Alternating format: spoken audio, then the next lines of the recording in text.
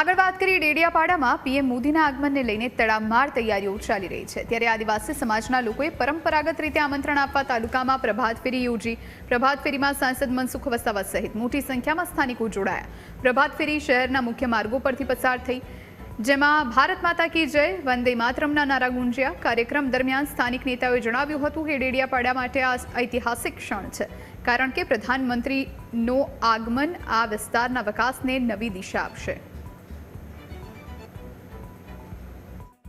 તારીખ 15 નવેમ્બરના રોજ ભગવાન બિરસા મુંડાની જન્મ જયંતિ નિમિત્તે એટલે કે આદિવાસી ગૌરવ દિવસે અમારા આંગણે દેશના યશસ્વી વડાપ્રધાન નરેન્દ્ર મોદી સાહેબ જ્યારે આવી રહ્યા છે, ત્યારે અમે લોકો બધા બહુ ઉત્સાહમાં છે અને બહુ આનંદનું વાતાવરણ પર છે।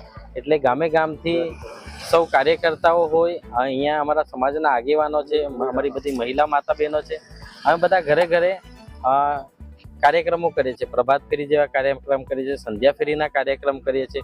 ઢોલ નગારા સાથે આ વિસ્તારના અંદર ઘરે ઘરે જઈને આમંત્રણ પત્રિકા આપીએ છીએ। સાથે જ આ વિસ્તારના અંદર અમારા એક રીત રિવાજ પ્રમાણે અમે ચોખાનું નોતરું પણ નાખીએ છીએ અને બહુ જ આનંદનો એક ઉત્સવ છે અમારા બધા માટે।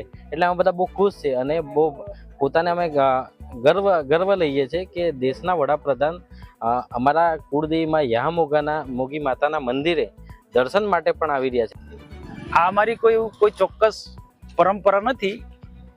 લગ્ન પ્રસંગે જ્યારે પત્રિકા નહોતી એવા સમયે આ એક ચોખા નાખવાનો એક કાર્યક્રમ હતો અને લગ્ન પ્રસંગે પણ આવા પ્રસંગોમાં અમે આવી પત્રિકા આપીએ છીએ। માં દેવ મોગરા આદિવાસીની જે કુળદેવી છે એના દર્શન કરી અને ડેડિયાપાડા જે આવી રહ્યા છે અને ભગવાન બિરસા મુંડાની જન્મ જયંતિ આ ભૂમિ પર ઉજવવાના છે અને આદિવાસી ગૌરવ દિવસ તરીકે ઉજવવાના છે।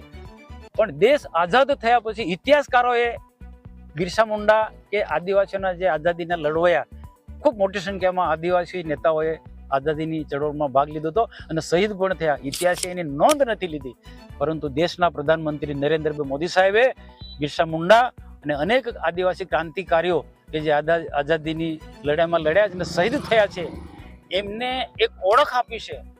આદિવાસી ગૌરવ દિવસ તરીકે દેશના પ્રધાનમંત્રી બિરસા મુંડાનો જન્મદિવસ ઉજવી રહ્યા છે, તો એમાં બધા જ લોકો સહભાગી બને અને આખા કાર્યક્રમને સમજે એ ઉદ્દેશ્ય સાથે અમે ગામે ગામ જઈએ છીએ અને પત્રિકા અમે બધી જગ્યાએ વેચીએ છીએ।